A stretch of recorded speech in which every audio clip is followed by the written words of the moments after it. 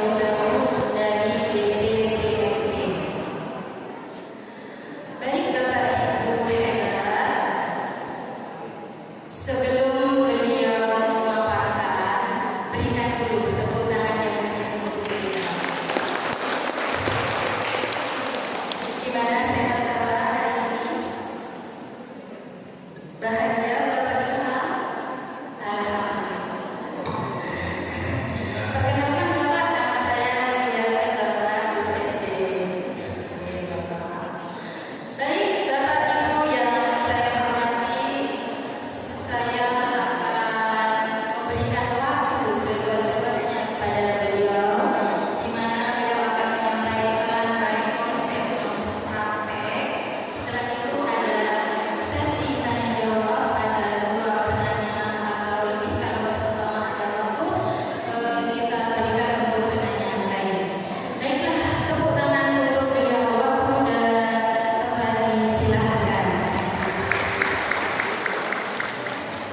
Terima kasih. Bismillahirrahmanirrahim.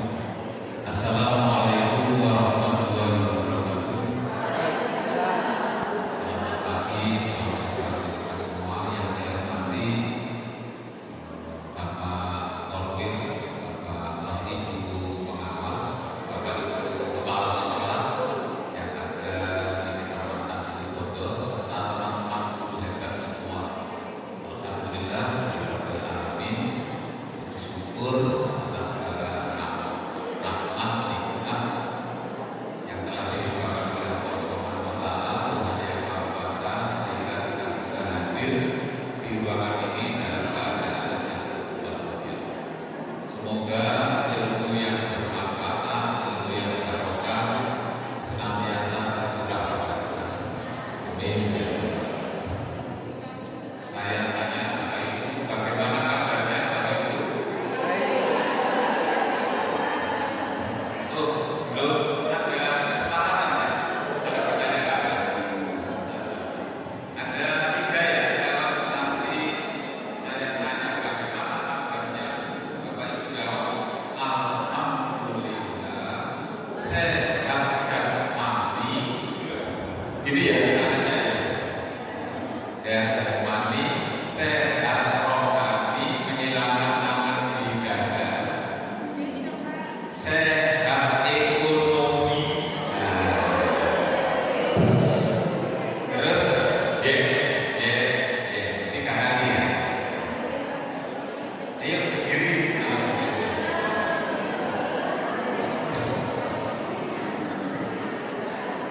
Bagaimana kabarnya Bapak Ibu?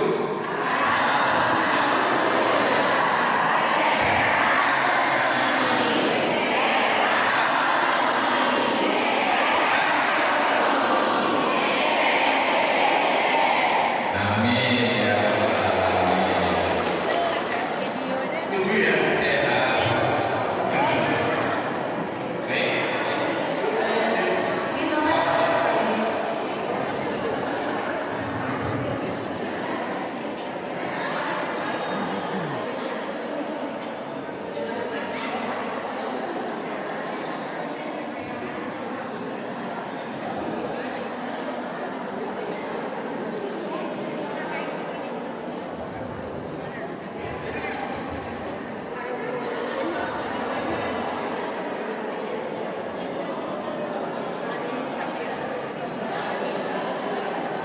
Ya, saya permisi ya, Bapak Ibu, saya maju di depan ya, supaya interaktif. Kalau di atas kurang interaktif.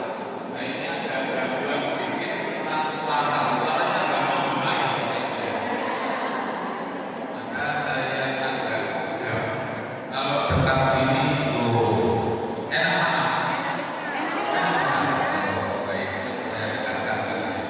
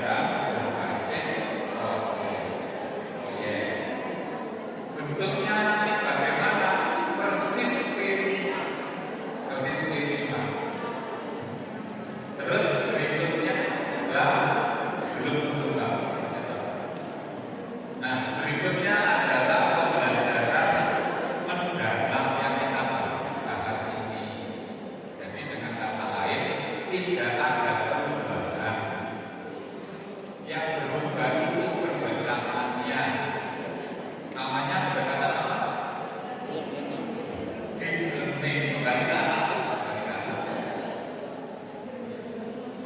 Terus ke atas. Nah, itu ini Bapak Ibu. Pendekatan kalau Bapak Ibu nanti melaksanakan terdiferensiasi wajib menggunakan PM. Nama resminya PM ya Bapak Ibu ya. Bukan fingerprint. Fingerprint itu bahasa asing. Mohon silakan dibiasakan. Saya nanti sering ngomong PM. PM itu berarti singkatan. Itu Bapak Ibu, jadi kurikulumnya tetap urban. Pengajarnya ada dua, intrakurikuler. Lanjutnya apa? Intrakurikuler. Nah itu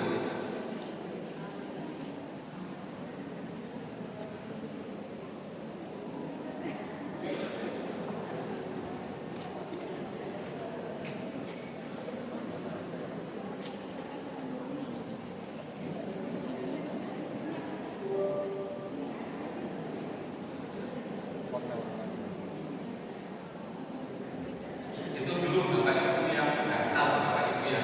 Sekarang ditunggu struktur kurikulumnya bagaimana, masih tetap itu draft ya Bapak Ibu. Sebentar lagi nanti resmi akan saya share, masih proses regulasinya. Jadi secara umum ini bocorannya ada dua, intrakurikuler yang mengajarkan materi itu, mengajar bahasa Indonesia, matematika, menggunakan apa? Menggunakan pendekatan budaya. Terus itu mapel. Terus yang non mapel kokurikuler. Kokurikuler itu nama lainnya adalah project based. Bahasa Indonesia apa tadi? Pembelajaran berbasis proyek. Persis P5. Nah nanti tema topiknya diusul ya Bapak Ibu ya. Itu Bapak Ibu. Sumbernya dari mana? Nah nanti Bapak Ibu segala informasi terkini ada kurikulum. Termasuk nanti kalau ada CP yang baru, CP juga diproses direvisi lebih sederhana. Bapak Ibu rajin-rajin melihat ini Bapak Ibu. Kurikulum titik dan titik betul. Nah ini ada rujukan ya, ada rujukan di sini. Saya memantaunya di sini Bapak Ibu. Yang sudah ada di sini naskah akademik dan PowerPoint-nya. Nah sekarang saya sampaikan isinya. Mengapa kok menggunakan PM? Karena program prioritas. Selain PM juga ada coding kecerdasan artifisial (KKA). Nah Bapak Ibu nanti akan mendengar istilah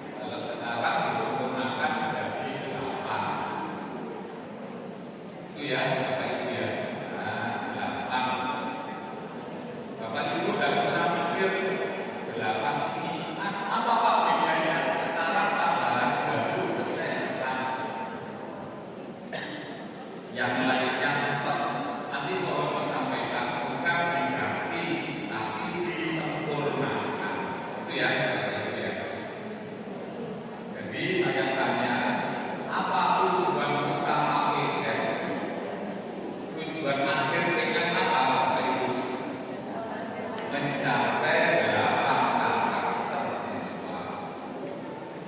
Nah, 8 karakter siswa itu ada di mana, Bapak Ibu?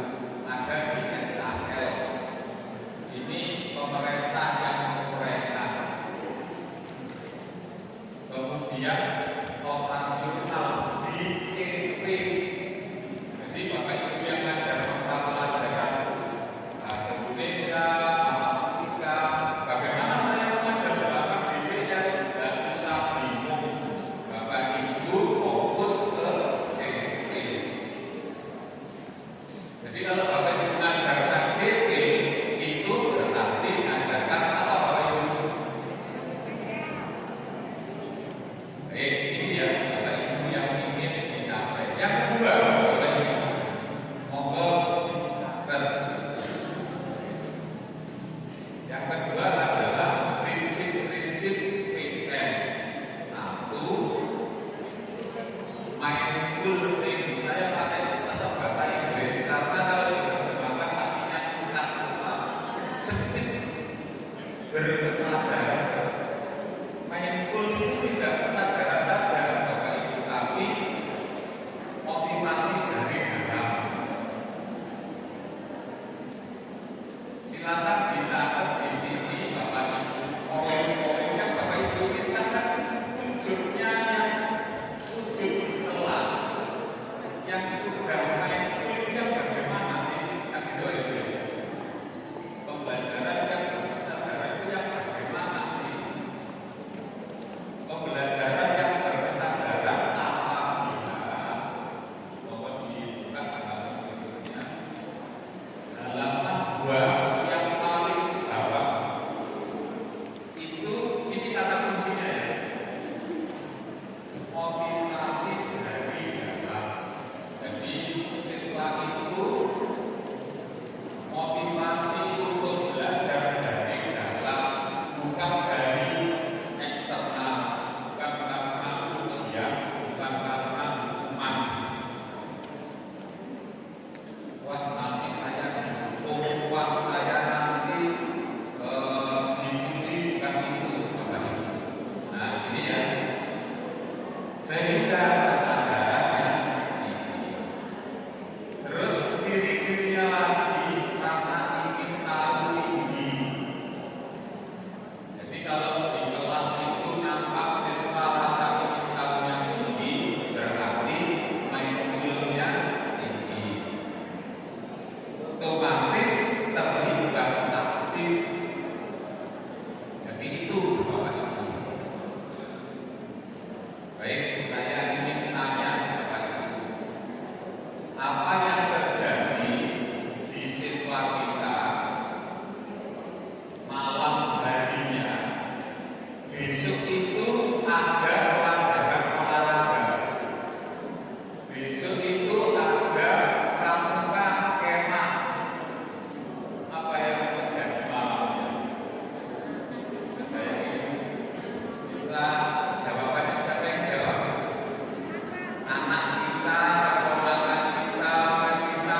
Besok itu ada olahraga, ada pramuka kemah. Malamnya bagaimana?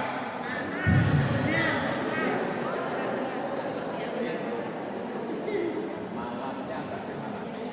Baik, ketika besoknya itu olahraga, pengalaman anak saya sendiri atau kemah, dia itu mempersiapkan malam hari sudah Pak, untuk pembelajaran olahraga karena dia merasa senang, happy ketika berolahraga, apalagi berkemah. Itu sudah dipersiapkan terlebih dahulu di malam harinya. Jadi paginya itu senang sekali. Itu Bapak Ibu nomor 1 saya baca, motivasi dalam dirinya tinggi tidak anak itu? Ya, Dia nanti kesadarannya tinggi tidak ikut pelajaran olahraga secara terbuka? Pakai dioprak-oprak. Bahkan dia itu tidak bisa tidur, ingin segera pagi ikut olahraga atau pramuka.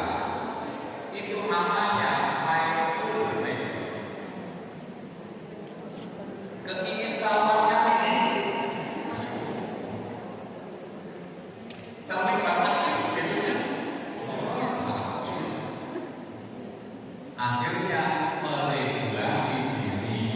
Meregulasi itu mengatur dirinya sendiri.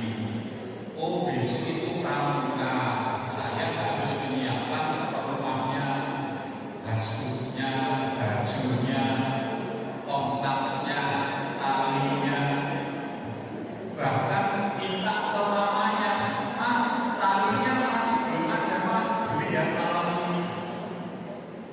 Meregulasi diri itu namanya mindful ya Bapak Ibu. Harapannya guru-guru sekolah seperti itu. Yang tidak mindful begini, besok ada matematika, sudah tahu siswanya itu. Besok bahas buku teks LKS, rumus jarak waktu kecepatan, mules sebetulnya. Besok saya nggak masuk ya, perut saya sakit. Itu lawannya mindful. Bapak Ibu kemarin sudah dengar mau datang ke sini ada acara ini. Kira-kira pasangan tidak segera ingin tahu implement itu mindful Bapak Ibu tinggi.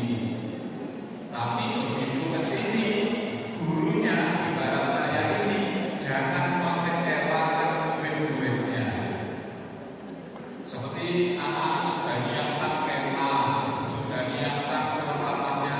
Besoknya anak-anak ditunda ya, nggak jadi karena gurunya rapat. Apa yang terjadi? Joyful tidak muncul. Joyful itu ada di mana? Joyful itu puas, senang itu. Jadi joyful malam harinya itu sudah joyful. Terus ketika pelaksanaannya jangan kecewakan. Bapak Ibu hanya ceramah saja. Saya sebagai guru Bapak Ibu baca PPT saja. Pembelajaran mendalam adalah prinsip-prinsipnya adalah menggerudel. Kalau baca PPT ya mana saya baca di rumah. Saya sudah mengorbankan waktu datang ke sini tidak dapat apa-apa. Itu mindful ya. Kalau sudah mindful akan memperoleh makna meaningful. Bapak Ibu nanti kalau sudah meaningful itu nanti di akhir sesi saya nanti sore nanti itu yes itu. Alhamdulillah sudah paham saya sekarang dan bingung itu memberi makna. Dan terakhir kalau sudah yes alhamdulillah Bapak Ibu itulah joyful puas. Bapak Ibu sekarang rela meninggalkan sekolah, rela meninggalkan acara sama keluarga. Sebetulnya saya ada acara sama keluarga. Saya bela-belain ke sini dalam rangka ingin tahu PM. Terus di sini dikecewakan. Termasuk nanti kita, nah itu tidak akan mindful, meaningful, joyful. Cukup? Saya ulang lagi. Bagaimana cara mencapai 8 DPL? Caranya adalah menggunakan 3 prinsip itu. Misalnya Bapak Ibu mengajar materi paket, ayo paket aja. Rencananya itu mengajar 5 pertemuan. IPAS itu jadwalnya Senin, Rabu, berarti ada 5 pertemuan. Ke-5 pertemuan ini semua menggunakan prinsip itu. Di hari pertama ada mindful, ada meaningful, ada joyful. Hari kedua juga begitu. Nah, termasuk nanti kalau Pak saya melaksanakan pembelajaran berdiferensiasi, itu silakan wajib full tadi masuk. Di pertemuan pertama, pertemuan kedua, pertemuan ketiga, P5, tapi sekarang diganti ya. P5 namanya apa lagi? Proyek PJBL, tapi disingkat namanya PJBL, Project Based Learning. Pembelajaran berbasis proyek.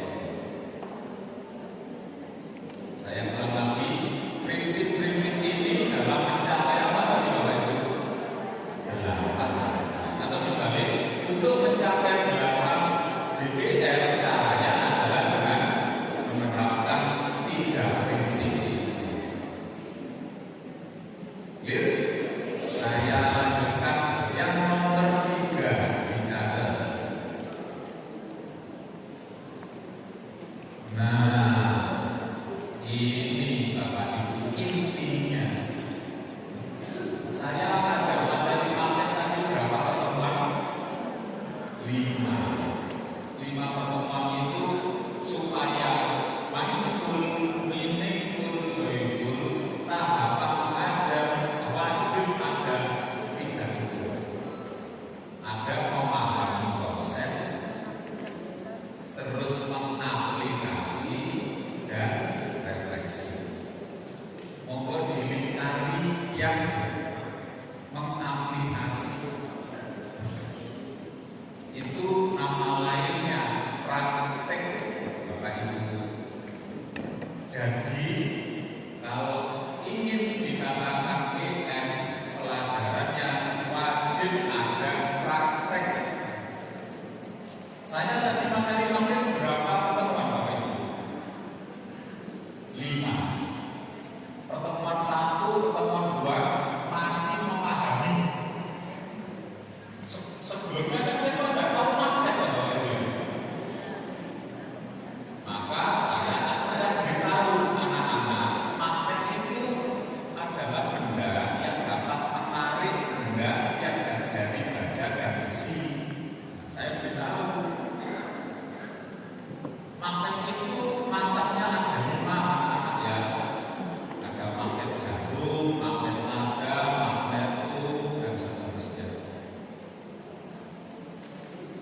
Sifat-sifat magnet, kalau kutubnya ada kutub utara dan selatan. Kalau senama tarik menarik. Cara membuat magnet itu ada 2 kan? Ada. Itu masih ini memahami. Kalau ceramah masih kurang, murid-murid saya setelkan video. Oh, ini loh anak macam-macam magnet. Jadi double ceramah, tanya jawab dan menanyakan video. Masih kurang lagi saya beri bacaan. Ini anak bacaan tentang magnet. Akhirnya dia paham Bapak Ibu. Itu 2 pertemuan Bapak Ibu. Saya fokus untuk paham ceramah, menayangkan video, bacaan, diskusi. Nah, pertemuan ketiga praktek, namanya aplikasi. Pertemuan kelima evaluasi dan refleksi. Nah, sudah 5 pertemuan saya menerapkan pengalaman belajar. Dan pasti mindful, meaningful, joyful masuk Bapak Ibu. Monggo Bapak Ibu ditulisi aplikasi sama dengan praktek sudah.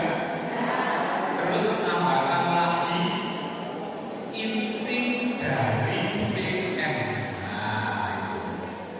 Kalau di ringkas Bapak Ibu, PM adalah praktek. Jadi kalau Bapak Ibu mengajar 5 kali dan ada prakteknya, jangan berharap itu ada PM. Nah, selama ini kita mengajar itu sampai di atas saja Bapak Ibu. Kalau hanya di atas, saya pastikan, saya jamin tidak akan ada kesadarannya, tidak akan memberikan makna, dan tidak akan joyful, mengembirakan. Kalau hanya di atas saja, itu ya Bapak Ibu ya. Jadi saya ulang lagi, PM adalah praktek. Nah, pertanyaannya, Pak, pelajaran matematika yang praktek itu apa, Pak? Pak, pembelajaran agama yang praktek itu apa? Pelajaran pendidikan Pancasila yang praktek. Nah, ini nanti Bapak Ibu. Terakhir Bapak Ibu, kerangka pembelajaran. Silakan dicatat, ada 4 praktek pedagogi.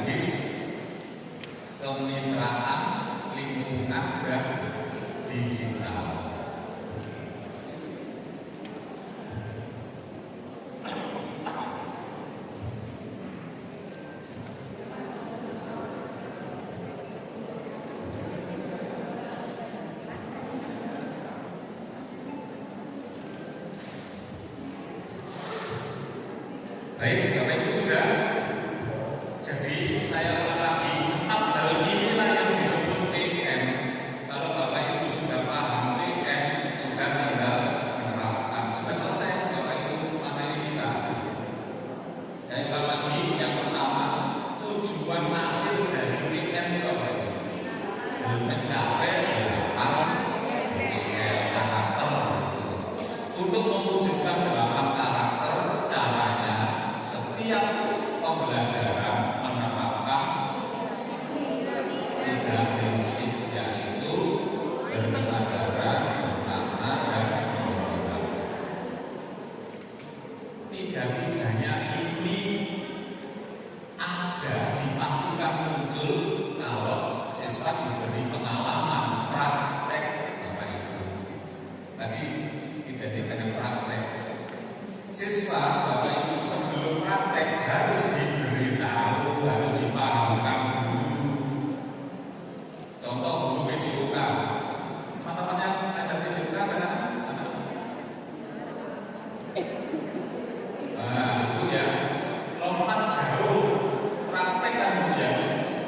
Apa anak-anak langsung disuruh lompat jauh?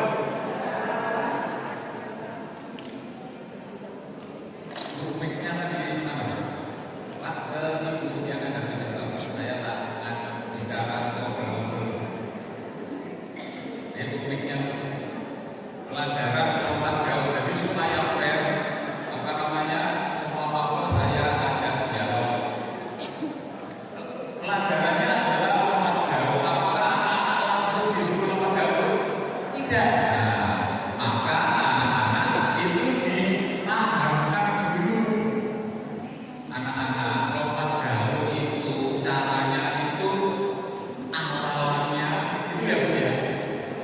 Dasarnya. Nah, diberitahu. Memberitahunya bisa di kelas, Bisa di kelas, bisa di di lapangan. Itu memahami. Kalau langsung disuruh lompat jauh, cedera. Langsung disuruh praktek, cedera. Terus cara memberitahunya dengan apa? Supaya tahu lompat jauh itu ini memberitahunya dengan cara apa? Kebetulan di sekolah saya tidak ada sarana lompat jauh. Jadi biasanya saya kasih contoh gambaran aja Pak. Misalkan ada contoh video atau saya buat gambar kotak bak di papan. Setelah itu ada titik tumpunya, di mana siswa itu ketika setelah lari bertumpu dan kemudian melakukan. Oke, stop saja. Saya paham. Jadi untuk memberitahu teorinya lompat jauh itu tadi itu dengan gambar, ya Bu ya. Penjelasan dulu, video agar tahu. Jadi jangan ujuk-ujuk praktek, jangan ujuk-ujuk aplikasi, diberi tahu. Paham ya, Pak ya? Nah, itu inti dari PM adalah, saya kan terus, inti dari PM adalah praktek. Tadi Bapak Ibu. Terakhir, ini Bapak Ibu, mohon dicatat ya. Supaya ada prakteknya, nah itu Bapak Ibu. Supaya saya bisa memahamkan siswa, supaya ada prakteknya, apa saja yang harus ada itu, yang harus disiapkan kepala sekolah utamanya, disiapkan oleh dinas, oleh yayasan. Satu, praktek pedagogis ini metode siswa aktif. Nah, saya pakai istilah gampang, pembelajaran siswa aktif. Kalau ngomong pembelajaran siswa aktif, pengalaman belajarnya apa? Kalau memahami siswanya atau gurunya yang aktif? Gurunya. Kalau memahami, kalau praktek. Jadi praktek pedagogis itu metode siswa aktif, tidak ada kata lain kecuali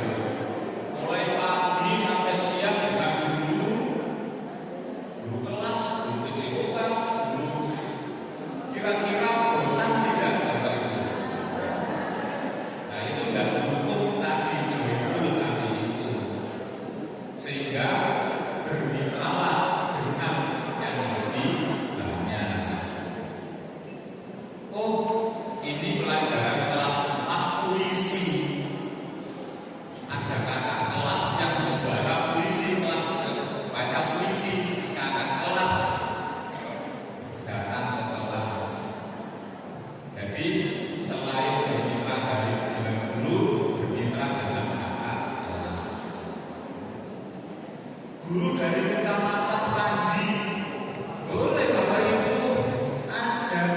Kalau longgar berarti siswa itu bermitra dari guru. Wah, itu ya bermitra Bapak Ibu ya. Belajar dengan siapa saja, itu kata kuncinya itu. Terus yang lingkungan, belajar di mana saja. Gitu. Kalau selama ini belajarnya di mana Bapak Ibu? Di kelas terus. Sudah di kelas terus, dengan gurunya terus, gurunya sibuk juga.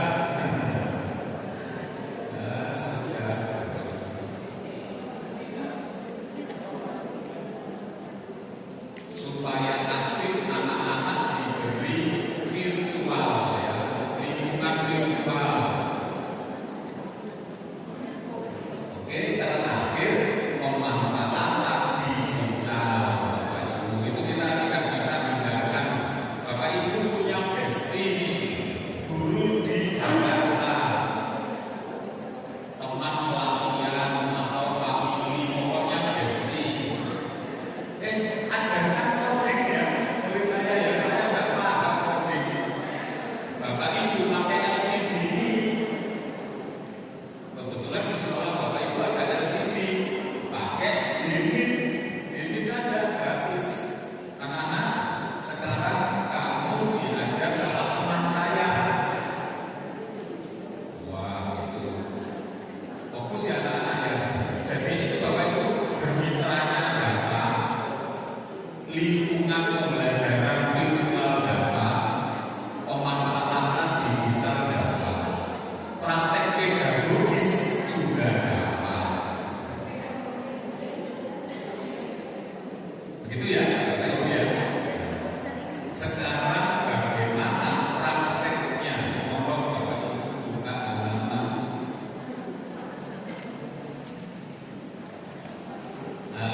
3 Bapak Ibu.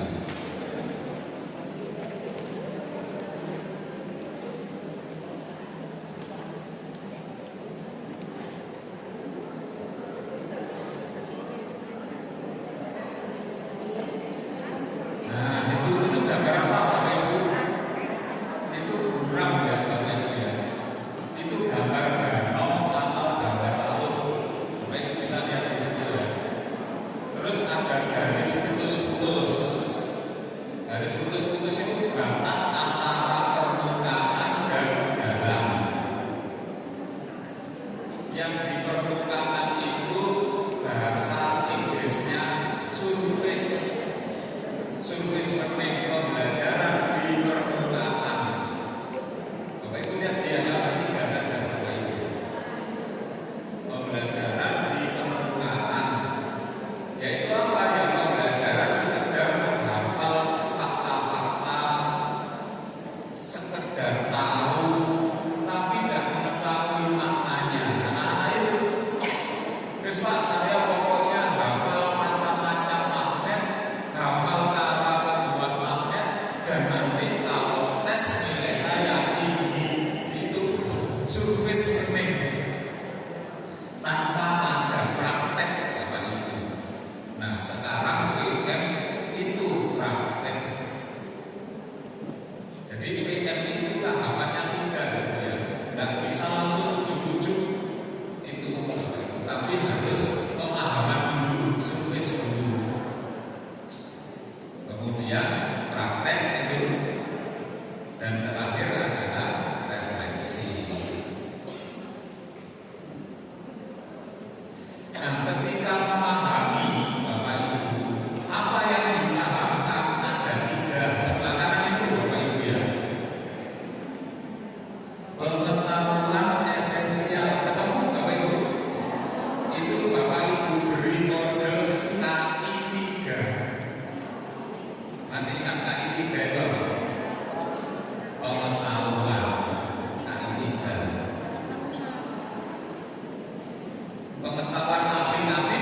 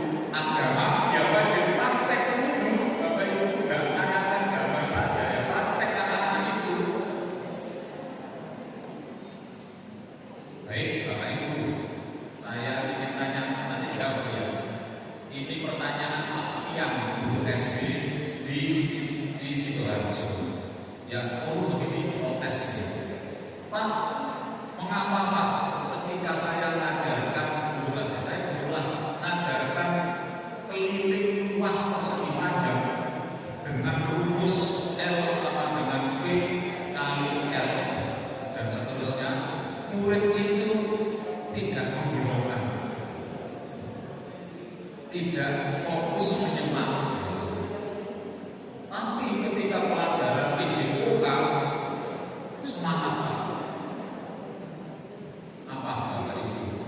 Terus apa Pak yang harus saya lakukan?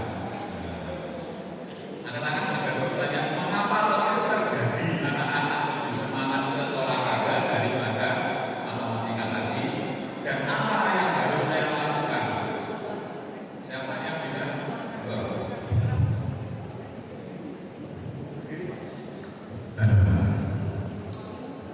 Kalau anak belajar masalah pengetahuan terutama eksak dan kan butuh imajinasi, sehingga anak-anak cenderung untuk menghindari. Sedangkan kalau olahraga itu kan anak-anak memang senang karena sifat anak sendiri kan masih banyak bergerak.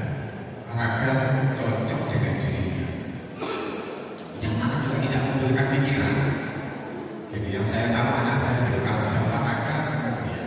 Kalau sudah masuk ke pelajaran sains itu malas. Kenapa? Karena harus berpikir. Karena memang ada sekarang membuat anak kan seperti itu, lebih suka yang santai daripada yang berpikir. Gitu ya. Terima kasih. Terus usahanya Pak Ian Pak. Nah, Pertanyaan kedua. ya kalau misalnya untuk anak-anak suka yang berpikir memang harus dilatih dan mereka dari praktek keseharian ya, gitu. Karena sering terutama pernah sih murid suruh belanja aja kembaliannya salah.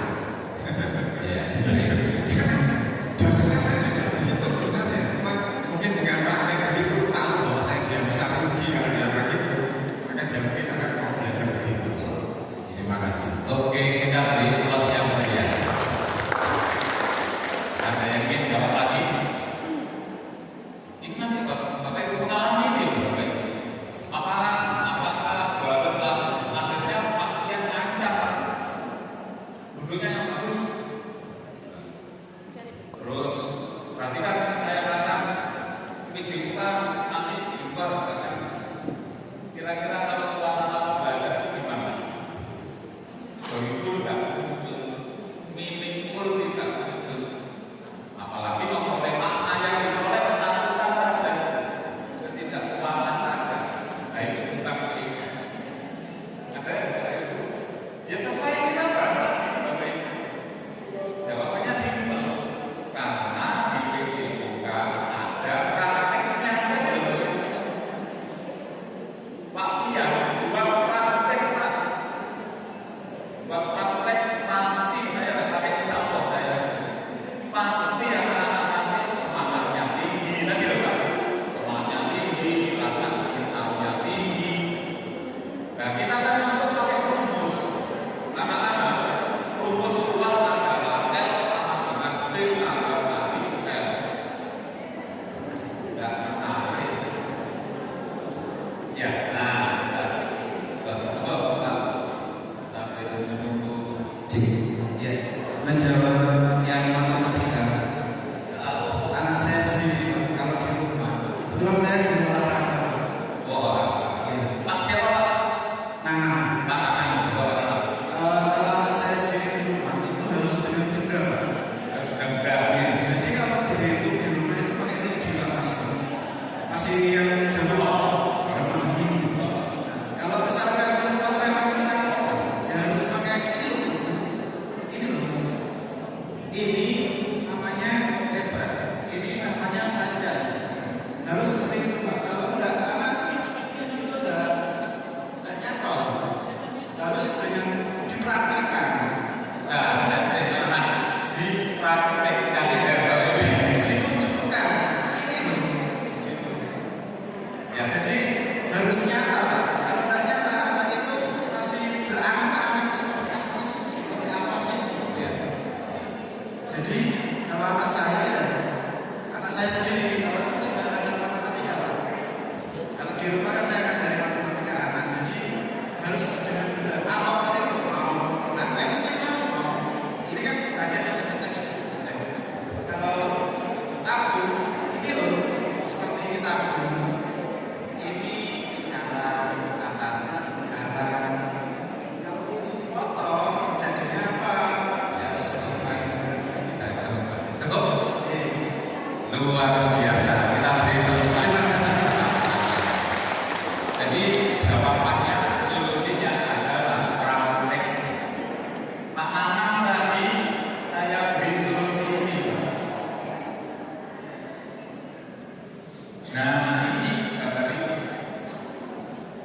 Begitu. Sampai ngajak praktek kan?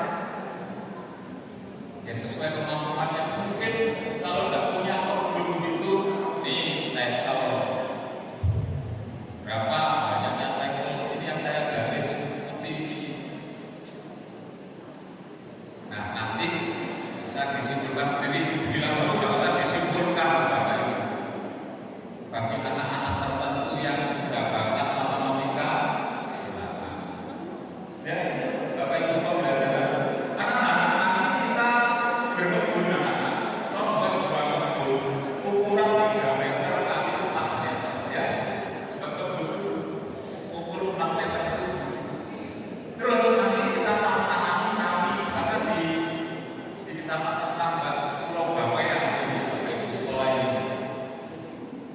Musim tanam, jadi temanya, topiknya dipaskan ya, disesuaikan dengan penduduk di situ.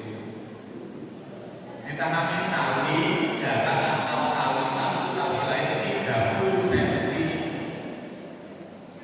Berapa ya luas? Kira-kira semangat tidak ada? Rasa kita tinggi tidak? Menggembirakan tidak? Memberi makna tidak?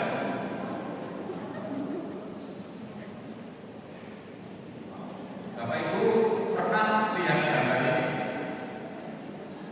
Bapak Ibu pernah mengajar dengan praktek ini? Kalau saya dulu jadi guru nggak pernah. Saya menggunakan cara ini. Masih ingat ya? Jadi murid saya siksa terus. Saya sebetulnya sudah tahu Bapak Ibu ini, tapi saya nggak berdaya. Nggak berdaya apa? Karena nanti itu soal panas yang masih panas dulu. Seperti ini. Griling saya terus. Nggak pernah praktek. Terus kalau saya minta ini, wah itu dibully teman saya. Minta kepala sekolah, Bu, murid saya itu 21, akan saya bisa jadi 4 kelompok. Saya butuh timbangan itu 4. Apa respon teman-teman? Kemenyek dari guru. Akhirnya daripada ribet, saya menggunakan. Jadi masih disurvei saja di permukaan halaman itu Bapak Ibu. Terus setelah itu ulangan, yes. Akhirnya ulangan matematika menggampang. Nggak akan muncul kalau seperti ini terus, nggak akan muncul lagi main joyful untuk mencapai 8 tadi. Praktek pedagogis nggak muncul. Kemitraan dengan siapa kalau ini kemitraannya? Hanya dengan guru saja, dengan saya. Lingkungan belajarnya di mana? Jadi telah saja. Setelah itu saya akhiri dengan kerjakan LKS. Sudah paham anak-anak? Ya, karena sudah iya berarti kamu paham. Oke, kerjakan LKS halaman 10 sama 11 ya anak-anak. Romawi 1, 2, 3. Saya rapat dulu. Rapat ke kantor. Jelas